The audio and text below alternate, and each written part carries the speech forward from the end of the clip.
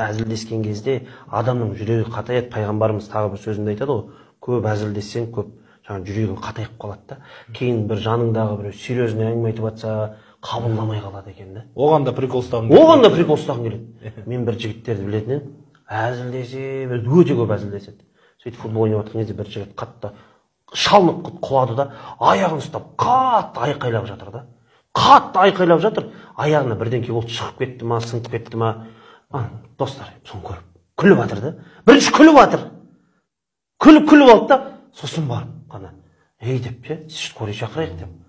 Қарасаң, анау бір сондай да, қандай күлмейтін нәрсенің өзіне күле береді адам. Болады ғой, бізде де жүреді ғой тырық-тырықтар. Жаназа шығарып жатасың, тырық-тырық күліп жатады да. Мына адам өліп жатыр мына кезде.